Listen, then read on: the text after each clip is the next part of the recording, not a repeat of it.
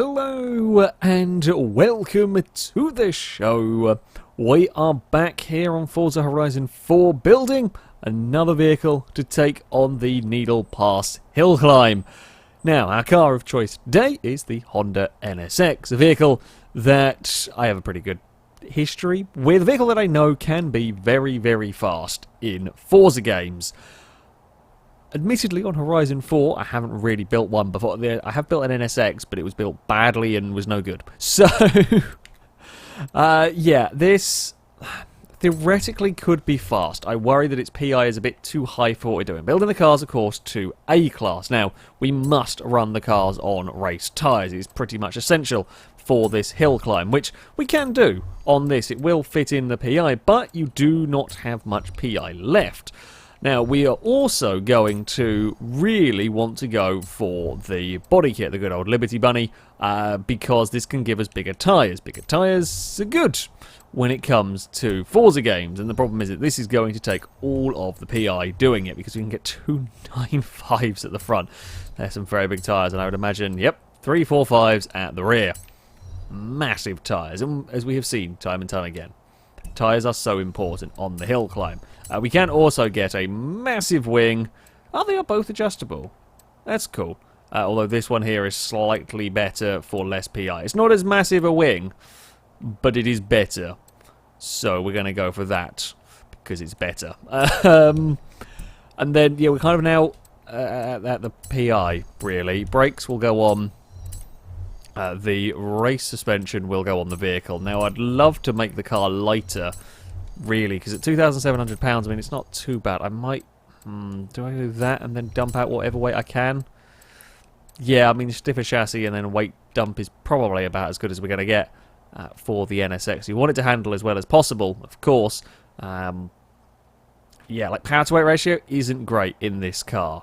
What it has going for it is a huge amount of grip. I don't know if it's going to be enough to really challenge the likes of the 340R at the top of the table.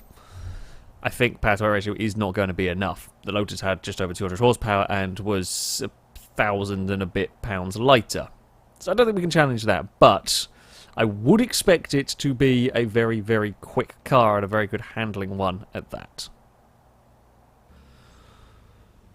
So, here we are on the start line with the NSX. I will have 3 attempts up the hill climb stage to try and go as fast as possible. Now, our current leader is the 340R, a 123.6 the time to try and beat, which I think is going to be unlikely for the NSX. It is likely, though, to be quick.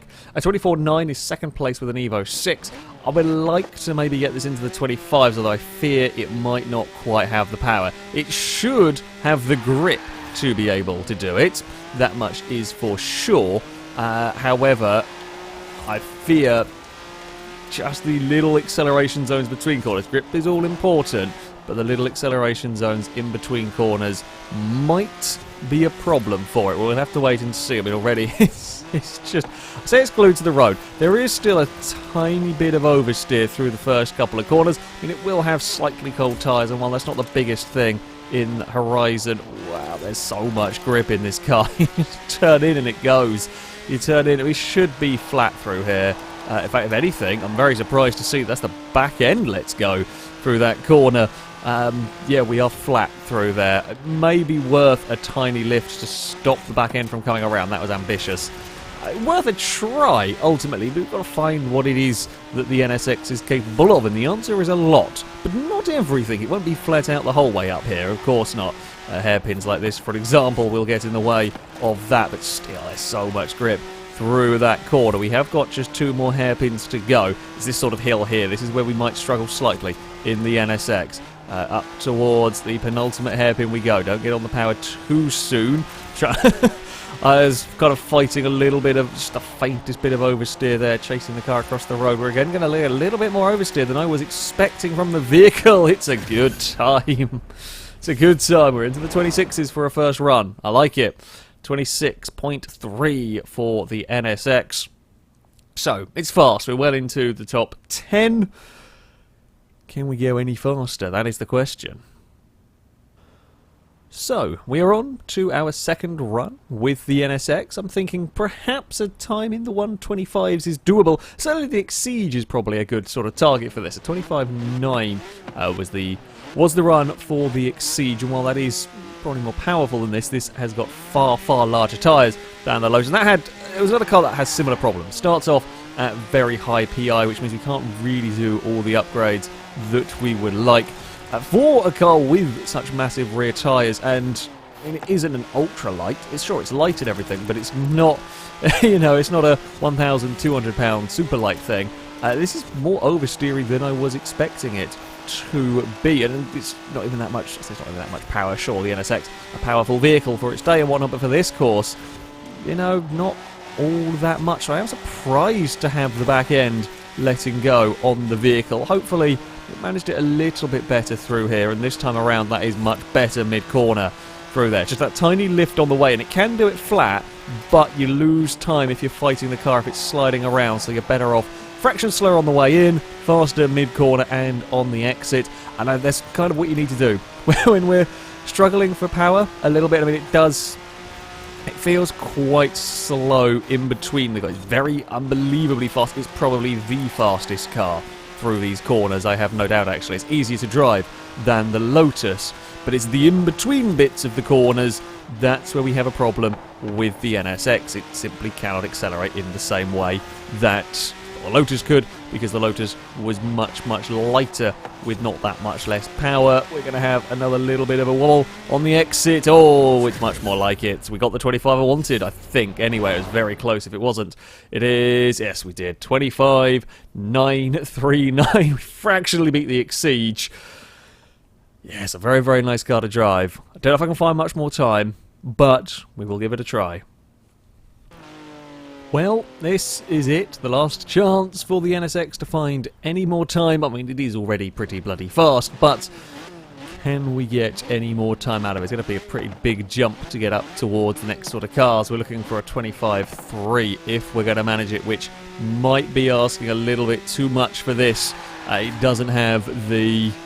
I don't think all-wheel drive traction would actually help this car whatsoever. Yes, there are a couple of places where it just starts to let go, but it is only minorly. It is only minorly does the back end step out on you in a couple of places. We've been quite aggressive through these first corners. Yeah, here, do I lose much time? Probably not.